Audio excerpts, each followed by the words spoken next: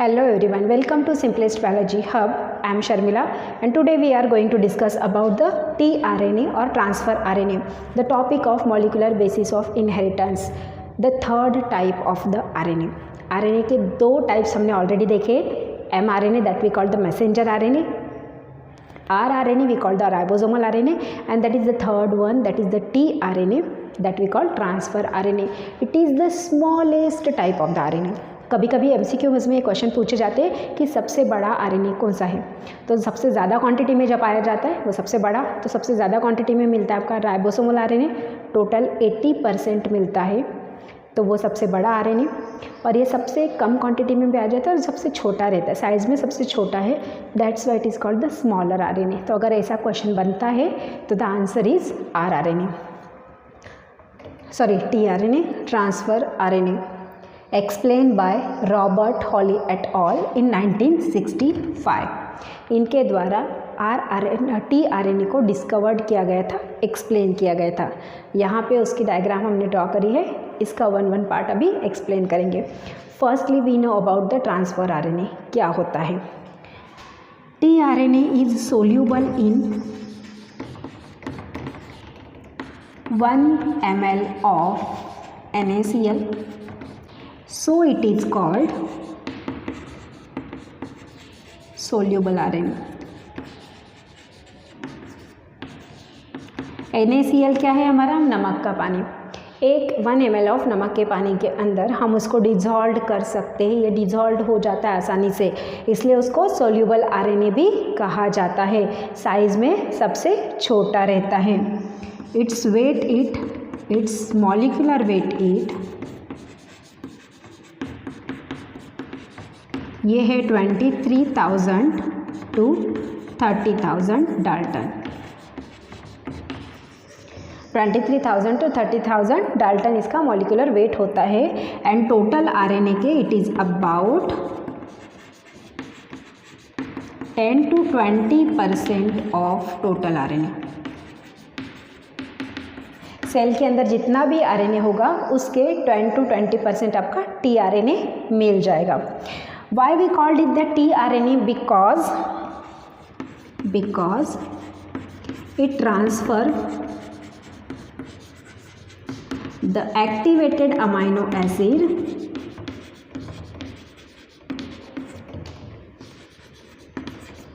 to ribosome।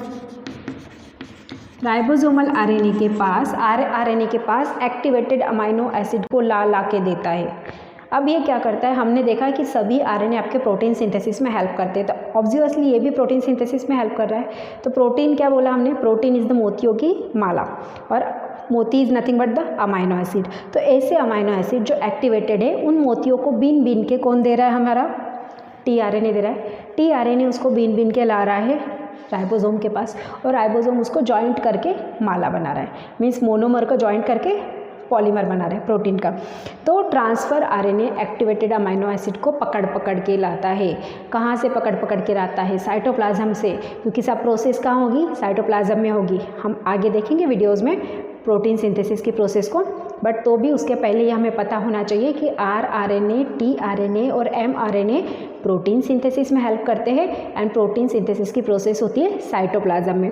तो obviously cytoplasm में के अंदर अमाइनो एसिड पड़े होंगे, बट वो सब बिखरे पड़े होंगे इधर उधर, तो ये उसको एक को पकड़ के लाता है एंड देन उसको राइबोसोम के साथ एसोसिएटेड करता है, ये tRNA। क्योंकि हमें पता है RNA सिंगल स्टैंडर्ड है बेटा, डबल स्टैंडर्ड तो है नहीं, बट अगर वो लूप फॉर्म करता है तो हमें डबल स्टैंडर्ड दिखाई देता है। सो यहाँ पे भी it form 5 loops structure and so that, ये लूप कैसे बनाएगा, ये लूप आपके क्लोवर फ्लावर के जैसे दिखाई देंगे। तो so that the 5' and and 3' end of RNA comes together।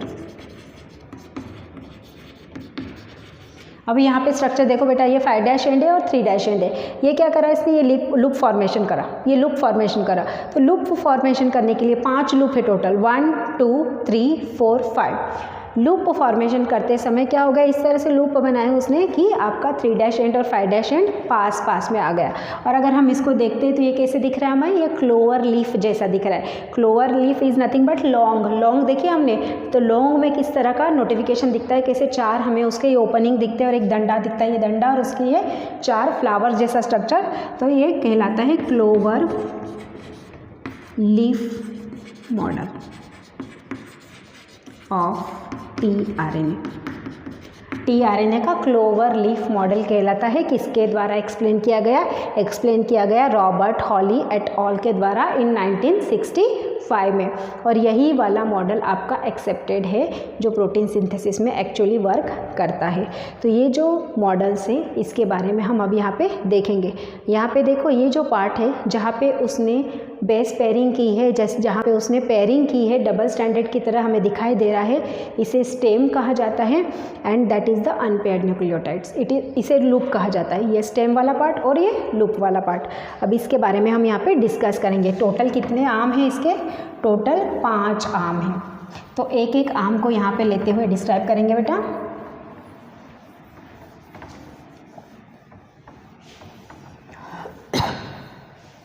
Okay, so the clover leaf model of clover leaf model of tRNA। पहला वाला जो आर्म है, फर्स्ट जो है हमारा एक्सेप्टर लूप और we called arm, acceptor arm और loop. Start कहाँ होगा, 3' और 5' एंडिंग से। यहाँ पे किसी भी तरह का लूप फॉर्मेशन नहीं हुआ तो इसे हम लूप नहीं बोलेंगे, हम इसे आर्म ही बोल सकते हैं, क्योंकि लूप का फॉर्मेशन तो नहीं हुआ। क्लोवर की डंडी है ना आपकी जो लॉन्ग रहती है, लॉन्ग की डंडी नुमा स्ट्रक्चर है। तो यहाँ पे टोटल कितने बेस पेयरिंग है, टोटल जो बेस पेयरिंग है 7 बेस पेयर्स आर पेयर्ड। यहाँ पे देखो 1 2 3 4 5 6 7 and 4 base pairs are open we called it the single base pair. तो पहले ऊपर के जो 4 बेस पेयर है कौन कहाँ पे, एट 3' एंड। 3' एंड पे जो पहले 4 बेस पेयर है वो ओपन रहेंगे और बाकी के नीचे के 7 बेस पेयर के होंगे, उनने 5' के साथ बेस पेयरिंग की होंगी and that part we called the stem. ये स्टेम, इसे हम स्टेम पार्ट कहते हैं। And this arm we called the acceptor arm. इसकी जो बेस पेयरिंग होगी 3' एंड पे वो कौन सी होगी, CCA। यहाँ से उल्टा पढ़ेंगे हम तो CCA ही होगा, वहाँ पे CCA की ही कोडाउन वहाँ पे प्रेजेंट होगा। और 5' एंड पे at 5' end C and G coding is there, बार बार रिपीटेशन होगा C एंड G कोडिंग का। This is about the acceptor arm. इसे एक्सेप्टर आर्म क्यों कहा जाता है, क्योंकि जो साइटोप्लाज्म में हमारे अमाइनो एसिड पड़े हुए हैं उस अमाइनो एसिड को ये एक्सेप्ट करता है एंड देन उसको पास आउट करता है प्रोटीन सिंथेसिस के लिए। कैसे पास आउट करता है वो हम आगे देखते हैं, पर एक्सेप्ट करने का काम आपका इसके द्वारा किया जाता है। That's why it is called the acceptor arm और it is also called the amino acid attachment side, क्योंकि अमाइनो एसिड जो ये CCA है ना बेटा वहीं पे जाके जॉइंट हो जाता है, इसलिए इसको अमाइनो एसिड जॉइनिंग साइड या अटैचमेंट साइड भी कहा जाता है। देन सेकंड वाला जो है पार्ट हमारा, second is the T loop. T loop को भी T-Psi आर्म भी कहा जाता है, T-Psi आर्म भी कहा जाता है। ये कैसा है, यहाँ पे जो स्टेम बनी होगी, stem is prepared by 1 2 3 4 base pair and loop जहाँ पे अनपेयर्ड न्यूक्लियोटाइड है वो होंगे टोटल लूप में 7 न्यूक्लियोटाइड। और वहाँ पे कैसे होगी, T-Psi की आर्म होगी, मतलब ये जो पहले 4 ये न्यूक्लियोटाइड सेम रहेंगे जिसमें ये मिडल वाला साई वाला न्यूक्लियोटाइड होगा। That loop we also called the ribosome recognize site, that we called ribosome recognize site. अब यहाँ पे अमाइनो एसिड जॉइंट तो होंगे, बट हमें पता है कि tRNA पहले जॉइंट होता है rRNA के।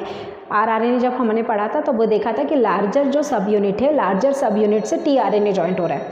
तो लार्जर सब यूनिट के पास 3 पार्ट होते बेटा जॉइंट होने के लिए। tRNA को जॉइंट होने के लिए 3 पार्ट होते, उसके बारे में हमने प्रोटीन सिंथेसिस में पढ़ेंगे। तो 3 पार्ट में से कौन से पार्ट पे एक्चुअली जाके बाइंड होना है tRNA को, इसको रिकॉग्नाइज करने का काम टी लूप करता है। That's why it is called ribosome recognize site. Ribosome के ऊपर कौन सी जगह पे जाके बैठना है? अब कहीं पे भी जाके तो बैठ नहीं सकता, जो उसकी खुद की जगह होगी वहीं जाके बैठेगा। वहीं जाके बैठेगा तो प्रॉपर अटैचमेंट रहेगा, नहीं तो कोई वहाँ पे कोई भी उठाने की पॉसिबिलिटी है। तो वो पहले तो आपकी राइबोसोम की साइट को रिकॉग्नाइज करेगा कि ये साइट मेरे लिए सेफ़ है क्या, मैं यहाँ पे जाके बैठ सकता हूँ क्या। जब उसको वो मिल जाएगी तो वहाँ पे जाके अटैच हो जाएगा, है ना। That's why it is called the ribosomal recognize site. Then next वाला जो है, इस पहले हम डी के बारे में बात करेंगे, देन एंटीकोडॉन के बारे में। डी लूप थर्ड जो है डी लूप, और इसी को कहा जाता है DHU loop. DHU stand for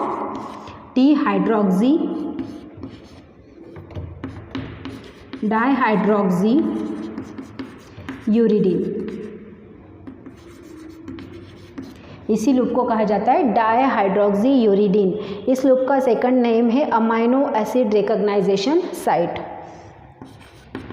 amino acid recognization site. अब यहाँ पे इसकी जो स्टेम बनी है, इसकी स्टेम में रहते हैं 5 बेस पेयर, ये 5 बेस पेयर मिल जाएंगी। एंड यहाँ पे जो आपका लूप है, लूप होगा, लूप के होंगे अंदर या तो 7 या तो 11 बेस पेयर होंगे। लूप के अंदर या तो 7 बेस पेयर होंगी या तो 11 बेस पेयर होंगी, जो आपकी सिंगल स्टैंडर्ड है, जिसके ऊपर किसी भी तरह की कोई बाउंडिंग नहीं है, सिंगल स्टैंडर्ड है। अमाइनो एसिड रिकॉग्नाइजेशन साइट क्यों कहा जाता है? क्योंकि इसके पास एक स्पेसिफिक एंजाइम है। क्या एंजाइम है? इसके पास जो एंजाइम है इसका नाम है सिंथेटेज।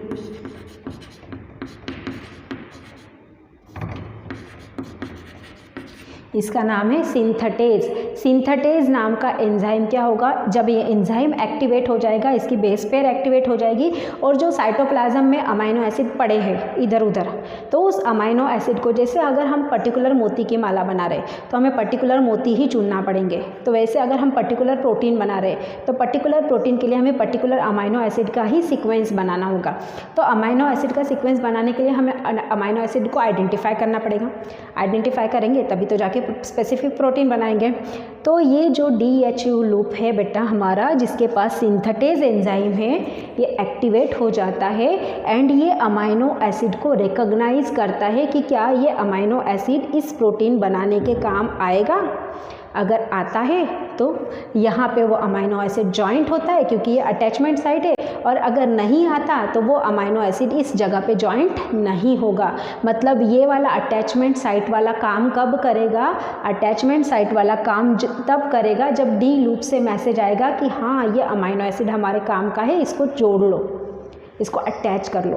तो डी ने उसको अमाइनो एसिड को रिकॉग्नाइज़ किया। जैसे ही अमाइनो एसिड इसके पास में आ गया, उसने पहले जांचा उसको कि क्या ये काम का है, ठीक है ये काम का है, तो उसने सिग्नल दे दिया कि हाँ भाई ज्वाइन कर लो इसको, ये तो काम का है हमारा, ये प्रोटीन बनाने के लिए यही अमाइनो एसिड चाहिए, तो उसने ज्वाइन कर लिया।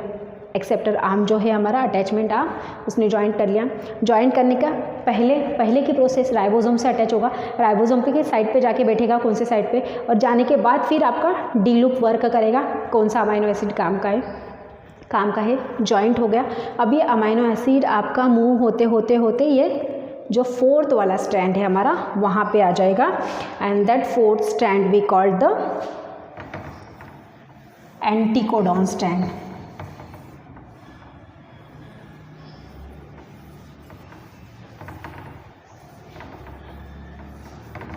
थोड़ा सा गंदा सा हो रहा है क्या बोर्ड? जो 4th स्ट्रैंड है हमारा, that we called anticodon strand और एंटीकोडॉन लूप। एंटीकोडॉन लूप के पास स्टेम जो बनी होगी 4 से 5 बेस पेयर की, और जो लूप है लूप है वो 7 बेस पेयर का बना है। तो 7 बेस पेयर में देखो बेटा, ये 1 2 3 4 बेस पेयर साइड में होंगे और 3 बेस पेयर नीचे होंगे। इन 3 बेस पेयर को कहा जाता है एंटीकोडॉन। ये 3 बेस पेयर को कहा जाता है एंटीकोडॉन, क्योंकि हमें पता है 3 बेस पेयर का ट्रिपलेट बनता है और एक ट्रिपलेट एक अमाइनो एसिड को रिप्रेजेंट करता है। ये हमने पहले भी देखा था कि एक ट्रिपलेट एक अमाइनो एसिड को रिप्रेजेंट करता है। तो यहाँ पे रिकॉग्नाइज करने के बाद एक ट्रिपलेट यहाँ पे जुड़ गया और उसका जो कॉम्प्लीमेंट्री ट्रिपलेट होगा वो यहाँ पे आ जाएगा। जो ट्रिपलेट यहाँ पे जुड़ा अमाइनो एसिड का, उसका कॉम्प्लीमेंट्री ट्रिपलेट मीन्स सपोज यहाँ पे अमाइनो एसिड का ऐसा ट्रिपलेट जुड़ा जिसके पास इंफॉर्मेशन है ACC, तो एंटीकोडॉन उसकी अपोजिट इंफॉर्मेशन रखेगा। कौन सी रखेगा? UGG, क्योंकि उससे साथ जुड़ेगा। तो ये कौन सी इंफॉर्मेशन रखेगा? UGG। तो ये क्या हो गई? उसकी कॉम्प्लीमेंट्री कोडिंग होगी, उसकी कॉम्प्लीमेंट्री स्टैंड हो गया। तो ये जाके यहाँ पे चिपक जाएगा। एंटीकोडॉन उसको डिकोड करेगा। ये उसको जो पढ़ने की प्रोसेस है ना बेटा, ये ट्रिपलेट कोडॉन को पढ़ेगा और उसके हिसाब से वो अमाइनो एसिड को बाइंड करेगा।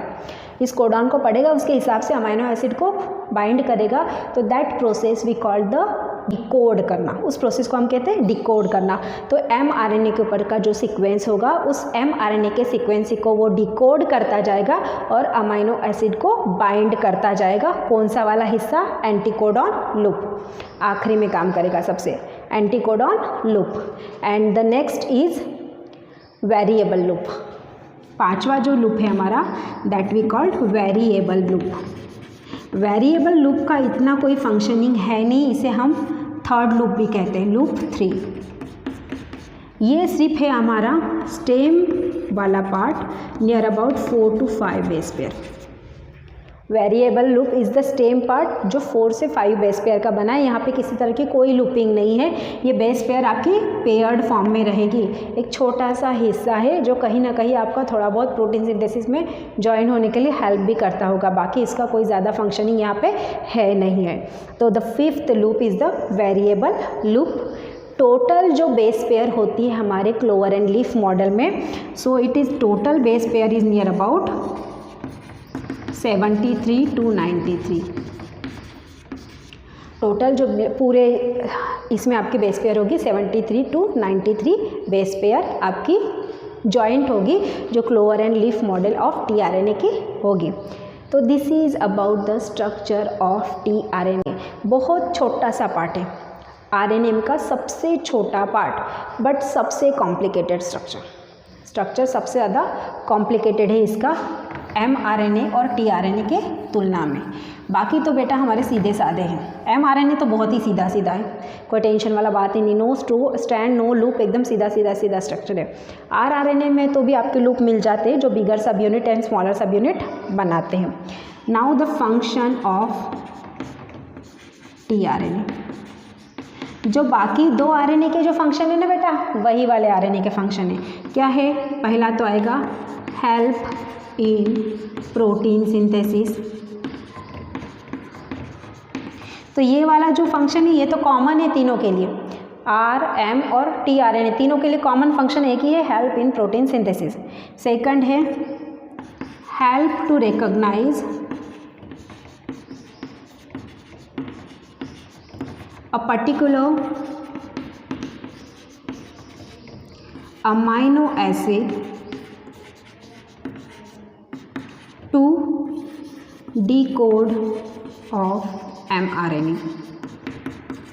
mRNA के ऊपर जो कोडिंग है, उस कोडिंग को डिकोड करने के लिए पर्टिकुलर अमाइनो एसिड को रिकॉग्नाइज करता है, पहचान लेता है और उसके हिसाब से प्रोटीन सिंथेसिस में हेल्प करता है। तो तीनों में से अगर एक भी RNA आपका absent है तो protein synthesis is not possible. तीनों प्रेजेंट होंगे तो ही प्रोटीन सिंथेसिस आपकी पॉसिबल होती है।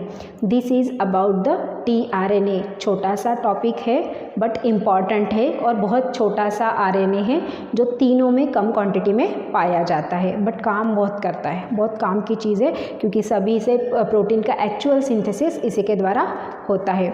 I hope you understand well about it. इसकी भी नोट्स अगर आपको चाहिए बेटा तो डिस्क्रिप्शन बॉक्स में देखिए, वहाँ पे लिंक के थ्रू आपकी उसकी नोट्स मिल जाएगी। यहाँ पे हमारा RNA का टॉपिक ख़त्म हो जाता है। तीनों RNA, 3 types of the RNA. कौन से थे ये? नॉन जेनेटिक आरएनए, क्योंकि जेनेटिक आरएनए का तो कोई टाइप नहीं है। नॉन जेनेटिक आरएनए के 3 टाइप थे, mRNA, tRNA एंड rRNA। तीनों को हमने यहाँ पे डिस्क्राइब कर लिया। अब नेक्स्ट वीडियो में हम जो प्रोसेस है हमारी, maybe it is protein synthesis और that we called the central dogma और जेनेटिक कोड, इसके बारे में डिस्कस करेंगे। अगर आपको वीडियोज़ अच्छी लगती है तो आगे शेयर ज़रूर कीजिए। Thank you.